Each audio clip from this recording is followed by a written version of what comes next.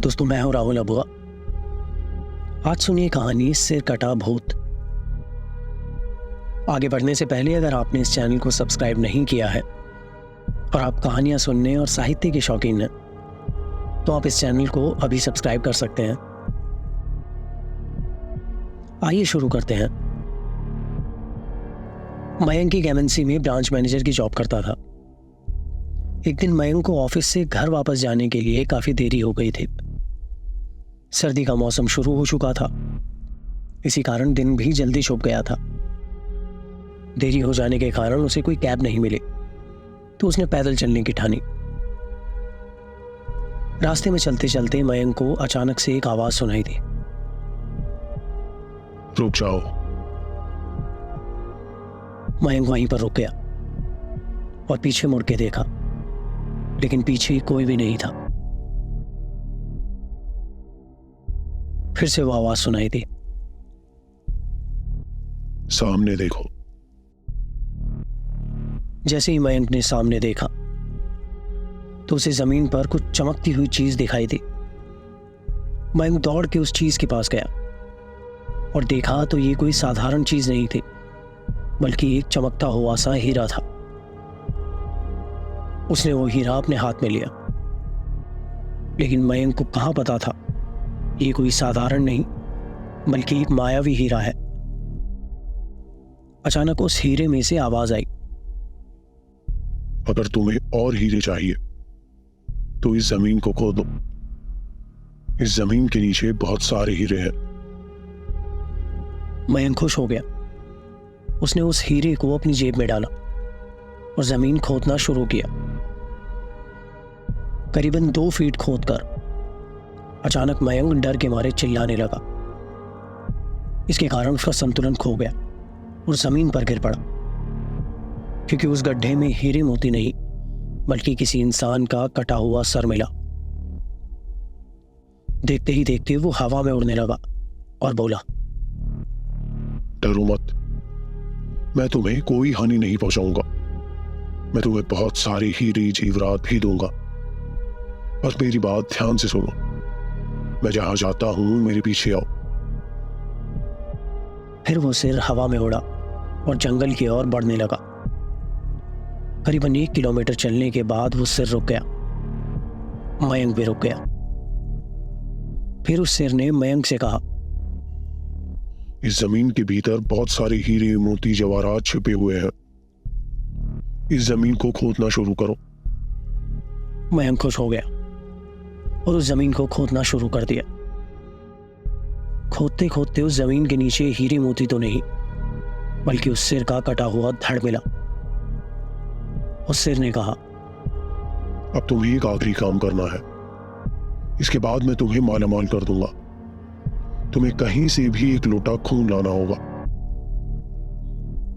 मयंक ने बोला, एक लोटा खून? पर मैं एक लोटा खून कहां से लाऊंगा? उस सिर ने कहा, चलो मेरे साथ। वो डरावना चेहरा मयंक को साथ लेकर थोड़ी दूरी पर गया।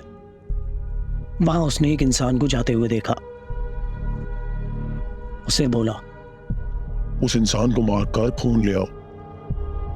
मयंक डर गया और बोला, नहीं नहीं, ये मुझसे नहीं होगा। मैं ये नहीं कर सकता। अगर तुमने ये काम नहीं किया तो मैं तुम्हें बहुत बड़ी मुसीबत में डाल दूंगा। फिर तुम्हारी पूरी जिंदगी नर्क बन जाएगी। मयंक ने हाथ जोड़कर उससे कहा, मुझे माफ कर दो। अगर मैंने उसे मारा तो मुझे पुलिस गिरफ्तार कर लेगी और मुझे जेल जाना पड़ेगा। उस सिर ने अपने तंत्र मंत्र की शक्ति से एक छुरी और लोटा प्रकट किया और गुस्से से बोला, अगर तुम मेरा ये काम नहीं करोगे तो मैं तुम्हारे पूरे परिवार को मौत के घाट उतार दूंगा। मयंक ने मजबूरी में आकर उस आदमी को मार डाला और उसका खून लेकर उस सिर के पास गया। वो सिर खून को देखकर बहुत खुश हुआ और बोला, ये खून मेरे शरीर पे डाल दो। उस सिर के कहने पर मयंक ने खून को उसके शरीर पर डाल दिया। फिर कुछ ही देर में वो कटा हुआ सिर उस शरीर से जुड़ गया।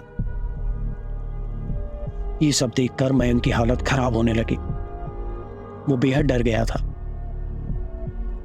जैसे ही भूत जिंदा हुआ तो जोर जोर से हंसने लगा और डरावनी आवाज में बोला, तुमने बहुत बड़ी गलती कर दी कि मुझे फिर से जिंदा कर दिया।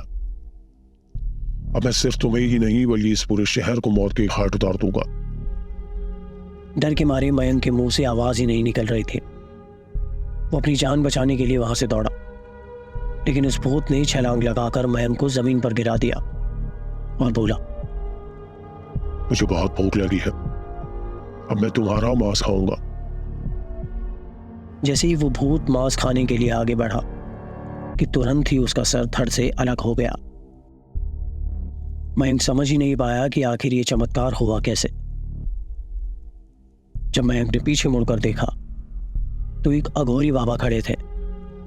उस अघोरी बाबा ने कहा, जब तुम उस आदमी को मारकर उसका खून ले जा रहे थे तभी मैंने तुम्हें देख लिया था और मैं समझ गया कि कुछ तो बुरा होने वाला है। इसीलिए मैं तुम्हारे पीछे पीछे यहां तक चला आया और मैंने अपनी तंत्र मंत्र की विद्या से इस भूत को फिर से मार दिया। अब तुम निश्चित होकर अपने घर जाओ, अब तुम पर कोई खतरा नहीं है।